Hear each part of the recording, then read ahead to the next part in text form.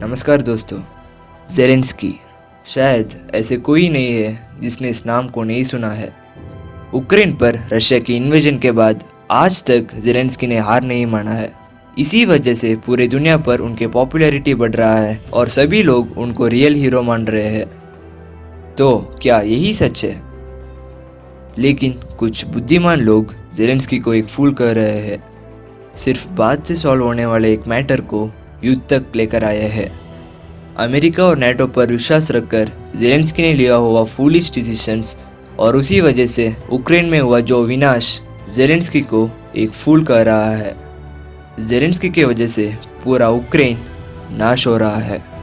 कुछ लोगों का बात यह है कि ज़ेलेंस्की सिर्फ फिल्म्स में नहीं बल्कि रियल लाइफ में भी कॉमेडियन की तरफ बिहेव कर रहे हैं और इस युद्ध को फिल्मी स्टाइल में करने की कोशिश कर रहे हैं। ज़ेलेंस्की के फूलिश डिसीजंस उक्रेन के लाखों पर असर पड़ रहा है। तो क्या है ज़ेलेंस्की, एक हीरो या एक फूल? चलिए जानते हैं इस वीडियो में। Ми віддані мирному і дипломатичному.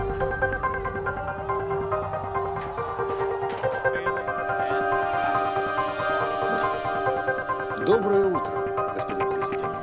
Києві, на Банковій, не ховаючись. एक कॉमेडियन से लेकर उक्रेन के प्रेसिडेंट बनना ज़ेलेंस्की का इस स्टोरी ना कोई फिल्म से कम नहीं था। ज़ेलेंस्की को बचपन में ही एक्टिंग में इंटरेस्ट था और एज ए कॉमेडियन उन्होंने काफ़ी फिल्म कर दिए थे। 2015 में उन्होंने एक टीवी सीरीज करते हैं सर्वेंट ऑफ द पीपल, जो उस टाइम में काफ़ी फेमस हो जाता है। सरप्राइजिंगली उस सीरीज में ज़ेलेंस्की प्रेसिडेंट का रोल प्ले करते हैं। Господин президент. इसके बाद ज़ेलेंस्की का पॉपुलैरिटी बहुत तेज़ी तरफ से बढ़ता है और इसी पॉपुलैरिटी को यूज़ कर ज़ेलेंस्की ने पॉलिटिक्स पर एंट्री करते हैं। उस टाइम में ज़ेलेंस्की को पॉलिटिक्स के बारे में ना कोई ज्ञान था ना कोई एक्सपीरियंस था।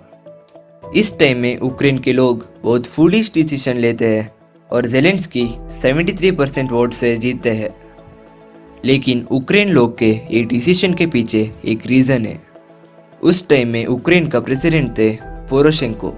उनको भी पॉलिटिक्स के बारे में ना ज़्यादा ज्ञान था। उस टाइम में उक्रेन वीक हो जाता है और उसी टाइम में रशिया क्रीमिया को इन्वेड करता है और करप्शन भी बहुत तेज़ी से बढ़ता है। इन सब की वजह से उक्रेन के लोग बहुत परेशान हो जाते हैं। उन लोग एक ऐसे लीडर चाहते थे जो रशिया के खिलाफ लड़ाई कर सके। उस टाइम तक ज़ेलेंस्की एक फेमस फिगर बन गए थे और लोग उनको पसंद करने लग गए थे और इन सब की वजह से उक्रेन के लोग ये डिसीजन लेना पड़ता है और इसके वजह से ज़ेलेंस्की उक्रेन का प्रेसिडेंट बनता है और ये सब एक फिल्म की तरफ हो जाता है। तो वापस इस वार पर आते हैं। जैसे मैंने कहा, ज़ेलेंस्की को पॉलिटिक्स के बारे में ना कोई ज्ञान था ना कोई एक्सपीरियंस था। उन्होंने इस वार के शुरू में ही गलत डिसीजंस लेना शुरू करते हैं। उन्होंने इस वार के बारे में सही तरह से प्रेडिक्ट नहीं करते हैं। बड़े से बड़े देश रशिया की पावर को इग्नोर करते हैं।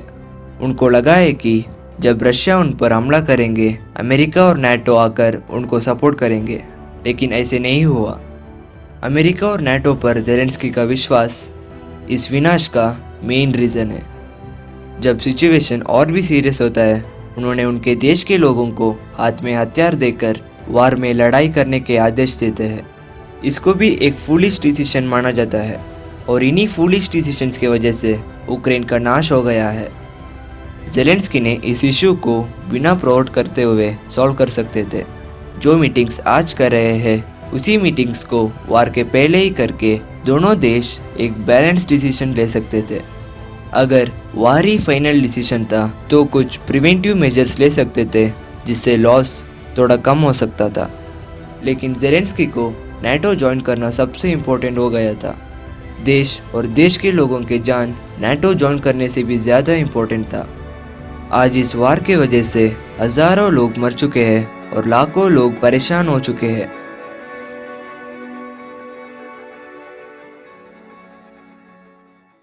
लेकिन फिर भी ज़ेलेंस्की एक हीरो है।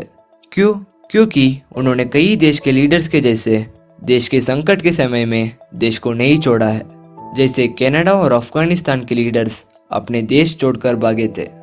क्योंकि जो करेज एक कॉमेडियन दिखा रहा है एक बड़ा देश रशिया को सामना करने के लिए, І тільки और जेलेंस्की का इस वार में एक्टिव पार्टिसिपेशन है, जैसे दुनिया के इम्पोर्टेंट लीडर्स के साथ कनेक्ट में रहना और वार के लिए नेसेसरी वेपन्स को एडजस्ट करना, ये सब उनके पार्टिसिपेशन दिखाता है इस वार में। मेरे राय से जेलेंस्की एक फूल नहीं है, बल्कि कुछ लोगों ने उनको फूल कर दिया गया है और उनको यूज कर रहे हैं। हम सबको पता है उन लोग कौन है, और जेलेंस्की एक हीरो है जो अभी भी उनके देश के लिए लड़ाई कर रहा है।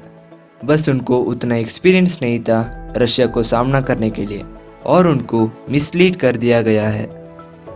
तो आपको क्या लगता है, जेलेंस्की एक हीरो है या एक फूल? अपना ओपिनियन कमेंट बॉक्स में शेयर कीजिए।